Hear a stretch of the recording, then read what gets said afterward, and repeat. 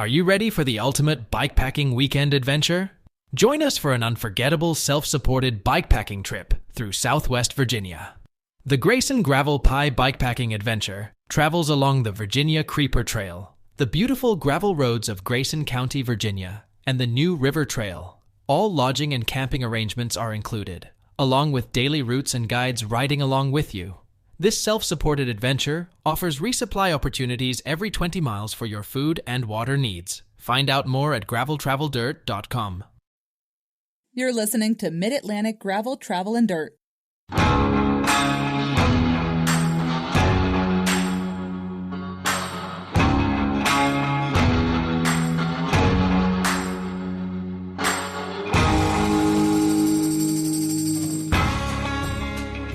Hi friends, I'm Brian, and this is episode 254 of Mid-Atlantic Gravel, Travel, and Dirt. If you're new here, this is a podcast where we talk about gravel bikes, adventure biking, bikepacking, bike camping, or just playing bikes.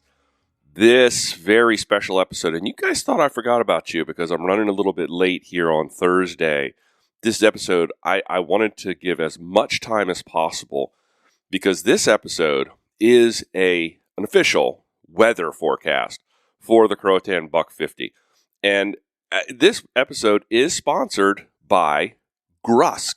Yes, Travis has officially jumped on board as our very first ever episode sponsor. And not only that, but Grusk is sponsoring our ride this weekend as well. Now, Joey and I will both be official Grusk ambassadors this weekend. So if you have any West Virginia spruce knob questions, we are now qualified to make up answers. So fire away. We will make up some of the most creative Grusk answers.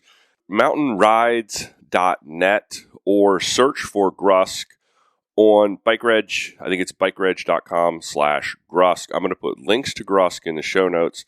You heard me talk with Travis recently about the entire Grusk experience, so go back and visit that episode if you've missed it. Before we get to the magic of weather, there are some great discount codes over in the show notes. Make sure to go check them out. Now, I'm gonna caveat this.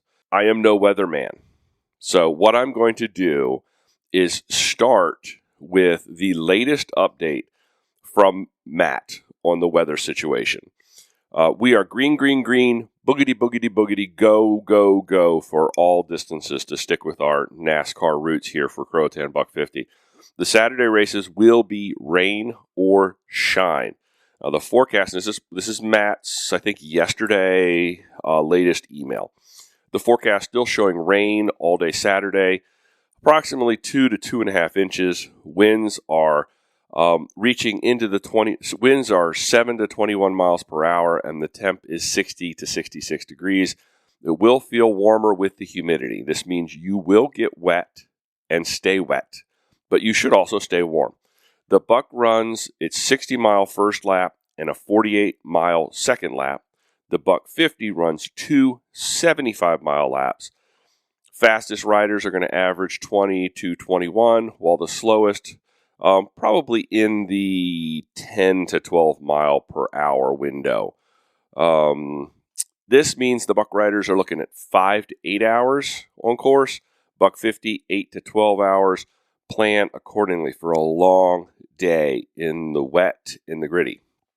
Course is going to be amazing in the rain, but as always, the road spray and small, sandy, muddy bits add up.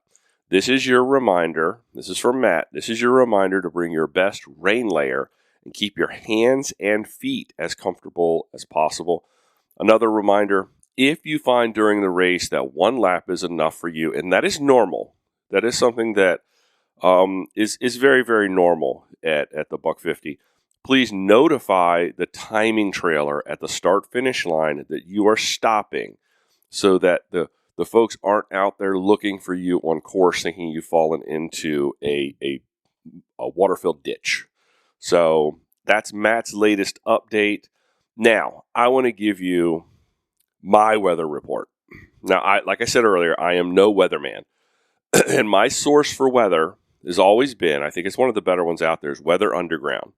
I look at it on my phone, but for this, I actually did call up a computer browser window and I looked at the weather. Specifically, I'm looking at the Pelletier Weather Reporting Station. It's Peletier.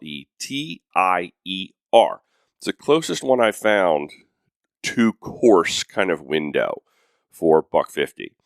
Now, the hour by hour for Saturday, I don't think this is going to be as bad as we're all in our minds thinking it's going to be. The hour by hour for Saturday is beginning to improve. There, I said it.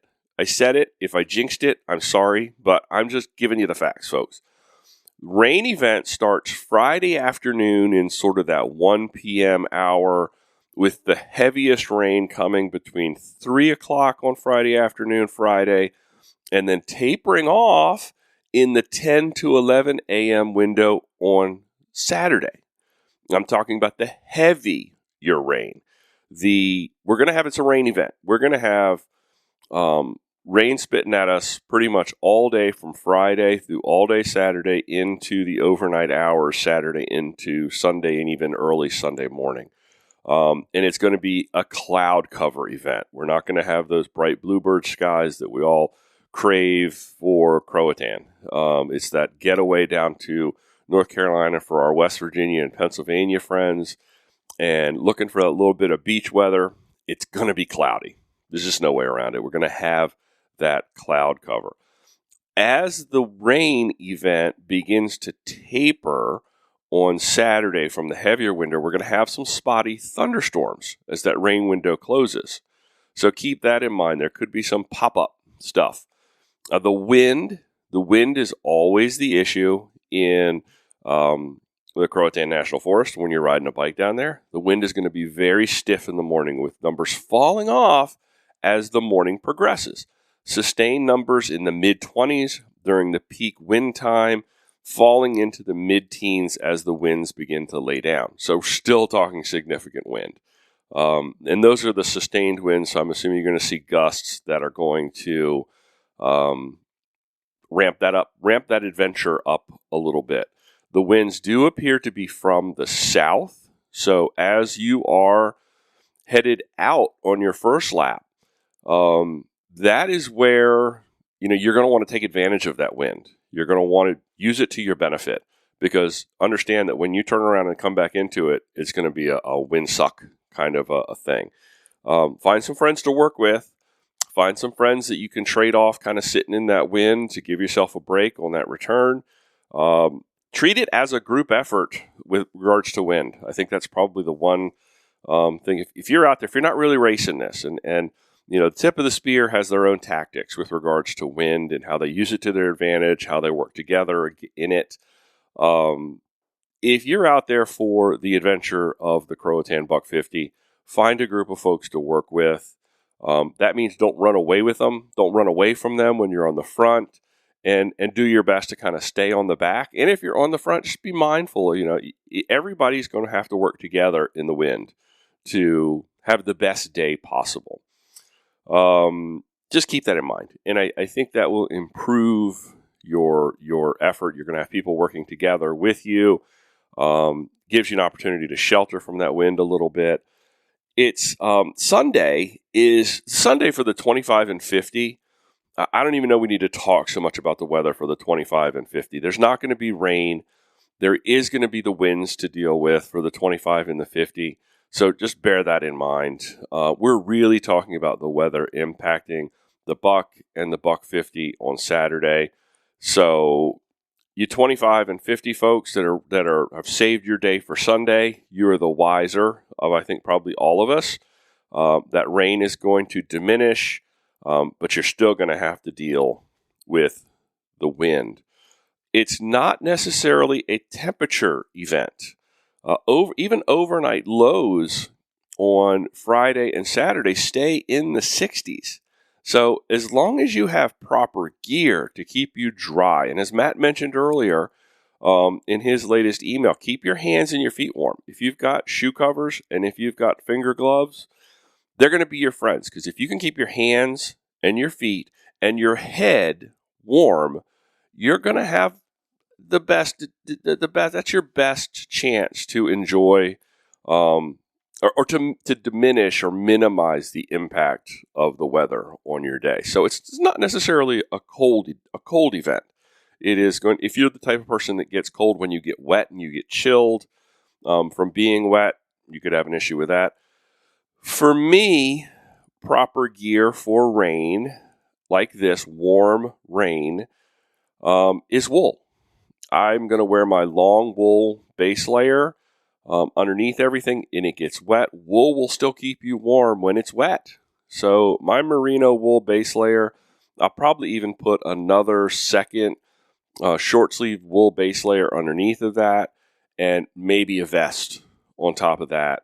And for me, then covering the toes and covering the fingers and covering the head with a wool cycling cap, I actually anticipate not necessarily being too impacted by the temperature. So everybody's different. Everybody knows what gear they have that works for them. But keep in mind, you're going to be in the 60s, so it's not necessarily a cold event. It's not necessarily going to be something that you're going to be chilled in the rain. You're going to want to do everything you can to keep yourself warm when wet. And if some folks, that means rain gear that shields you from the rain, then that's what you need to do. What you've got. Now let's talk a little bit about the impact of the rain on the course. Gone are the days, folks, of Savage Road in Sector 4 like it was a couple of years ago. This course, and this Matt will tell you the same thing, it's going to drain quickly. Even though the water in the gutters, the sides of the roads, the water is going to be high. So maybe be careful not to launch yourself into the gutter, as has been prone to happen. And keep in mind, too, Buck 50 is a two-way course at times, and you've got very fast Buck 50 riders that are going to be coming back into and meeting head-on some of the tail end of the Buck riders. So that's where I think things can go sideways, and you could possibly, really honestly, end up in a gutter. If you are surprised, if you're riding 2 or 3 abreast, headed out at the tail end of the Buck, and then all of a sudden you have 20-mile-an-hour riders coming back at you on the same road, you've really got to be mindful of that. And that's would be the one caveat, that you could actually end up in the gutter on the side. Now, the course will produce grit. That's going to be the one thing that be mindful of. That sandy, wet, when it gets wet, that course actually compacts. It doesn't get softer, it gets harder, it gets firmer. So it's probably going to be a fast course, believe it or not, except for the winds. It'll probably be really fast when you've got that 20-mile-an-hour, 25-mile-an-hour tailwind pushing you out towards Catfish Lake. Keep that in mind. But the grit that's going to come up from that sand is going to impact your drivetrain. So here's a pro tip for you.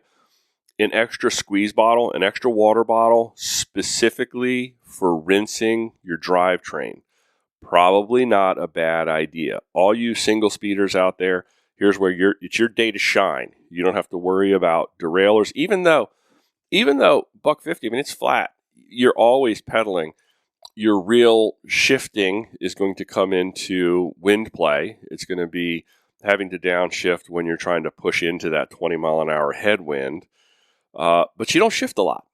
So that drivetrain is going to sit there and it's going to get full of grit. And then when you need it, it's going to end up, you folks that use the waxed chains, you're going to be in an advantage. If you're using wet lube, you're going to have grit. You're going to have grit on your cassette, your chain, your derailleurs, your drivetrain, your legs, your shoes, your pedals. Everything's going to get gritty. So just keep that in mind, and having that little extra water to, occasionally rinse that drivetrain where it gets really bad. That could help you in the long run. Bottom line, it's going to be a great weekend. Please don't let the weather cause you to miss it. It's an adventure, honestly. If everything goes according to plan, sure, it'd be a beautiful weekend if we had bright, sunny, bluebird skies and no winds, and it was 70 degrees with no humidity, and we're all just tootling along on our bike. That'd be fantastic. Don't get me wrong. But at the same time, when adversity like this presents itself, that's when adventure begins. And these are the stories that a year from now, 2 years from now, 5 years from now, remember 24 with all that rain? Do you remember those headwinds in 24? Yeah, I do. It was brutal, wasn't it? Yes, it was. It's a shared adventure. So don't miss it. Don't decide that, the winds, the weather, the rain, the blah, blah, blah. This is not necessarily a cold event. It's going to be, like I said, in the 60s. So just don't miss it. Don't miss it. Make sure you show up. Make sure you show up. The other one to show up for is Grusk in July. Make sure you come out there to climb up to the top of Spruce Knob and get those fantastic views. Let's see. That's about it for me for this episode. Joey and I are talking about doing a little thing on Friday where we sit down together because we haven't had the opportunity to do that in a while with his schedule at the bike shop. And we're going to sit together on Friday and have a conversation. And we've been talking about a lot of things. I was in the shop yesterday because of all things. Yes, I was the guy who waited too long to clean my bike and went to check the bottom bracket. And of course, the crank has got all sorts of wiggle. So Joey did me a super solid. I was able to take the bike down in the morning yesterday after getting it all spiffed and cleaned up. He was able to take a look at that and did have to replace the bottom bracket, which for him is a quick fix. So he is stellar in that regard and takes such good care of me. Thank you, Joey. I really do appreciate that. Making sure that I am at my peak performance for my back of the pack adventure. So make sure you're cleaning your bike up. You're going to have to clean it up afterwards, so maybe you don't. I don't know. You do you. You do you. You figure out how you want to handle it. Let's see. Is there anything else for me to talk about? Oh, Grayson Gravel. Folks, I need 3 more hardy souls that love bikepacking adventure for the first weekend in May to pop out and do our 150-mile, 11,000 feet of elevation, 3-day or 4-day. How many days is it? 4-day, 3-night. We're going to be camping on the Virginia Creeper at the Virginia Keeper Trail Campground. We've got a big day on the second day. Then we end in a hotel in Independence. We're going to spend the night in the Murder Hotel, America's Best Value in Independence, Virginia. Then we go out to Foster Falls.